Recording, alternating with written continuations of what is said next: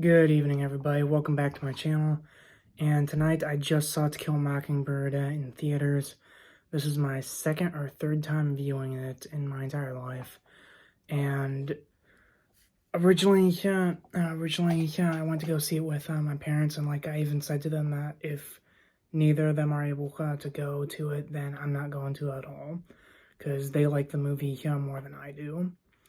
But after this viewing, I kind of understood why it's one of their favorite movies and one of their favorite adaptations of all time. So getting right into it, first of all, it's just beautifully made, from the shots to the music, to all the subtle bits of acting, and the main focus is the acting, of course. Gregory Peck was phenomenal as Atticus Finch. And from what they said during the little trivia right before the movie started by Ben Mankiewicz, they said that both Harper Lee and the director of the movie, apparently Gregory Peck was their first choice as Atticus, and they were lucky to actually get him after he basically read the whole book in one sitting and then agreed to do the film. But aside from Gregory Peck, Robert Duvall as Boo Radley, he doesn't say a single line in the film. Everything that he does is through his actions, and he still played his character beautifully. The child actors of Scout and Jem and their friend Dill, they all played them great.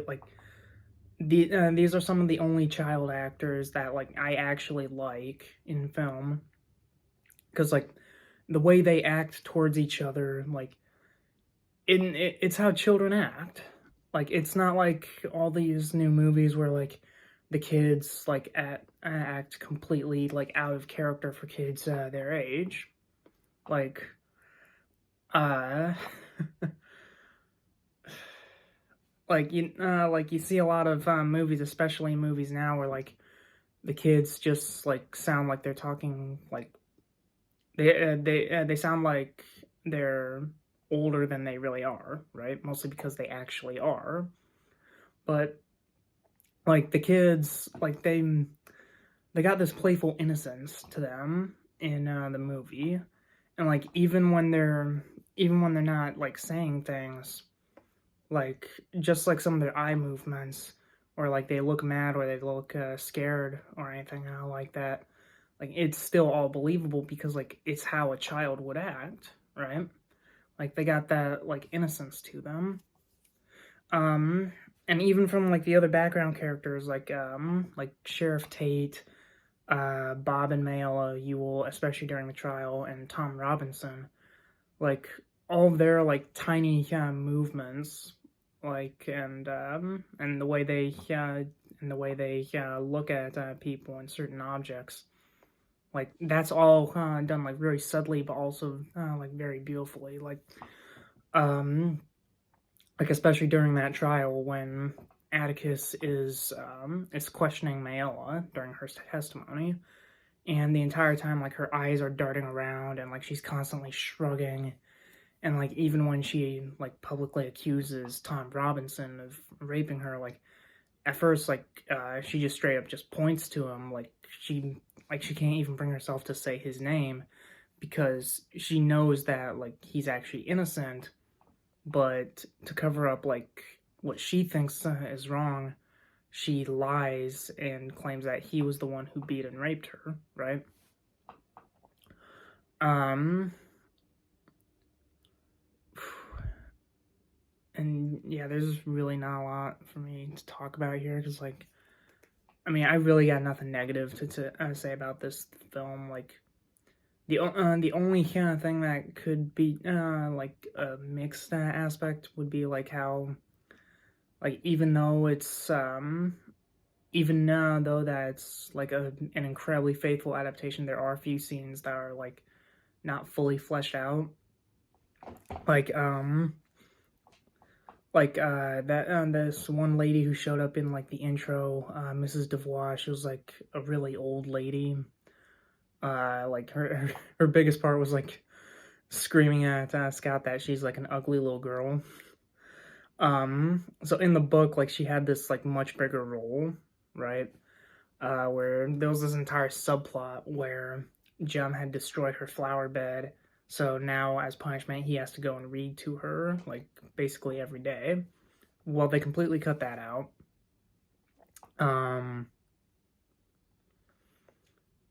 I do remember. I do remember Atticus's sister, I believe, or at the very least, it was Scout and Jem's aunt, where she would show up quite often in the book, and I don't think she did that a lot in the films. In the film, uh, there is one moment where Calpurnia goes to church and she takes Scout and Jem with her.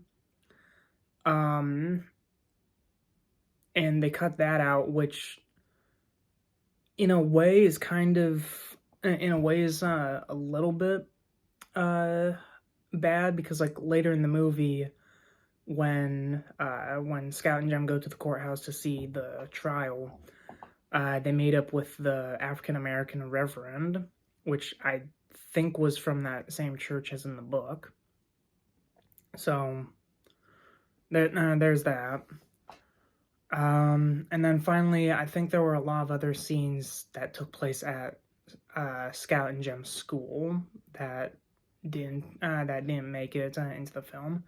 But either way, like none of that really matters because either the way the film was great, and like aside from everything on the technical aspect, like the themes of the film like were portrayed like fantastic in this movie, and like it was also pretty layered too. Like so basically the main theme like that gets itself from the title is about like is that Atticus tells Scout and Jem like you should never kill a mockingbird because like all they do is like do good in the world and like sing songs, right? So it's like bad to kill a mockingbird because like they don't do anything bad to you. And that was reiterated at the end of the film um where after Boo Radley kills Mr. Yule and the sheriff and Atticus are trying to figure out what to do with it. Well, and the sheriff says like he basically says like we're gonna cover this up. Yule fell on his own knife. He killed himself. And the way he sees it is because like all Boo Radley wanted to do was like help out the kids, but he also was very secretive with his life, right? He just wanted to like keep away from everybody else. And if they come out and say that like that Boo killed Yule, then the entire town would, and then they'd be dragging him into the spotlight, and that's something that he doesn't want. So Scout reiterates basically what Atticus told her, that like it'll be like killing a mockingbird because all Boo Radley tried to do was like be nice to them, and by pulling him into like the limelight, they basically, well, maybe I'm looking too deep into this, but like they'd be basically putting a target on his back, sort of. But bouncing off of that theme is also like the pretty big theme about like justice, right?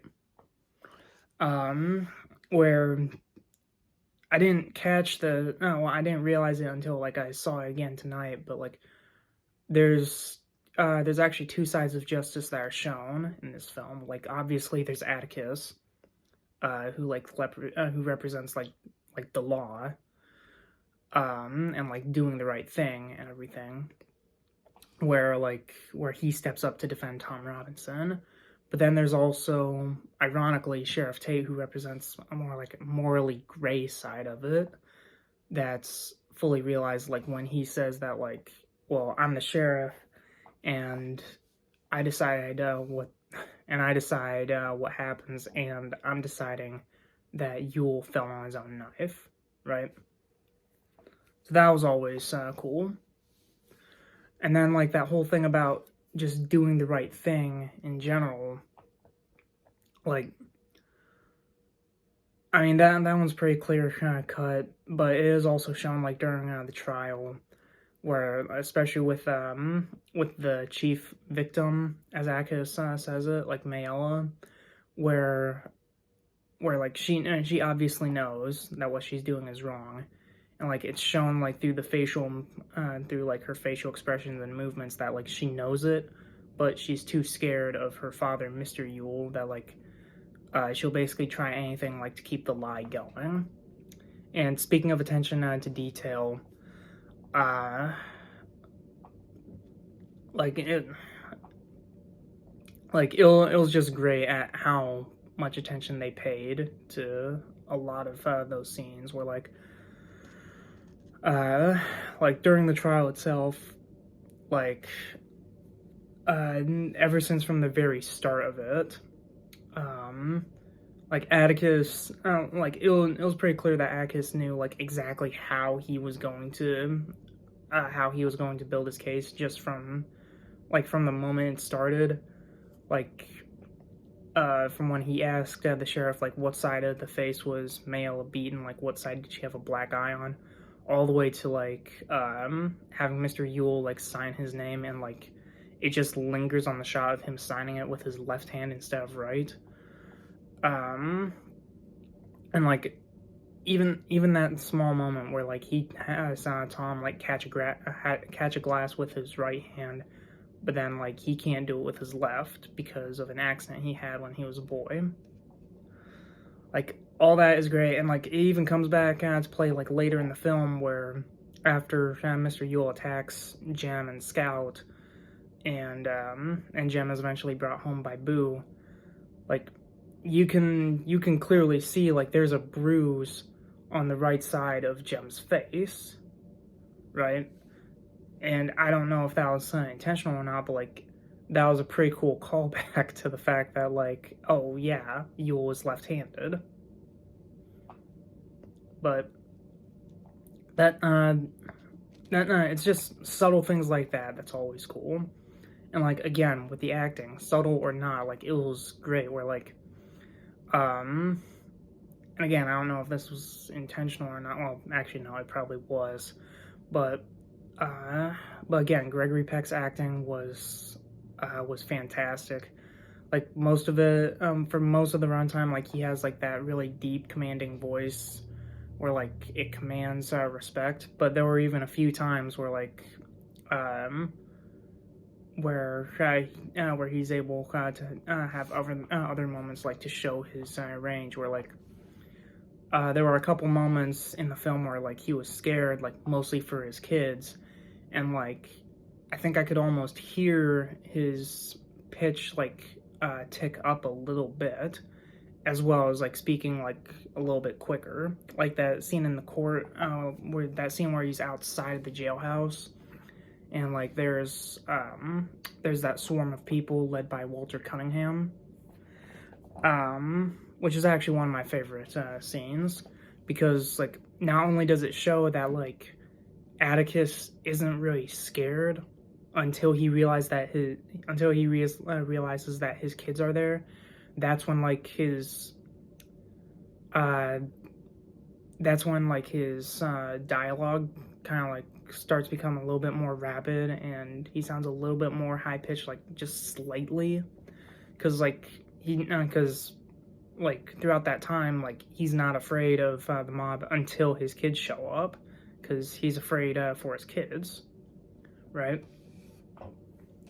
And just the way that like that Scout is like still that innocent kid just trying to talk with Cunningham, and that ends up paying off because that actually is the driving factor on what gets Cunningham to lead the mob away.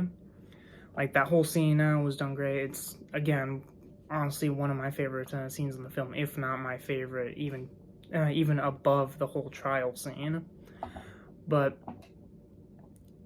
And then the other kind of time that that Atticus sounded like scared or desperate was like at the very end when like he finds out like what happened to Scout and Jem, and like he just wants to make sure that his kids are okay. But aside from that, like that's really all I can say about this movie. Like it was definitely a treat to see it in theaters. Like I can definitely see why my parents love it so much, and like they love it to the point where they named where they named our family cats that. In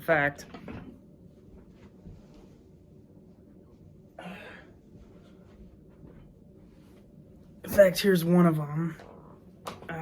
We named him Boo after the character Boo Radley, and our previous cat was named Scout. If we ever get a third one, I'm not sure what we're gonna name him. Probably Atticus, but yeah, I don't think I really noticed it until this viewing that just how good this film was. Because like, I mean, it's one of my favorite movies of all time too now, and it's definitely my favorite movie adaptation of a book, and like that includes topping the Harry Potter series. But that's really it for me. Like, definitely go check out the film. Definitely read the book too. And if you guys ever get a chance to see the movie in theaters, I highly recommend to check it out, because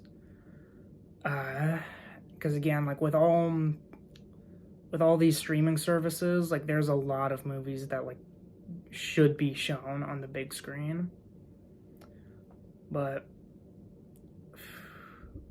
that's it for me, and I'll see you guys in the next review. Bye, everyone.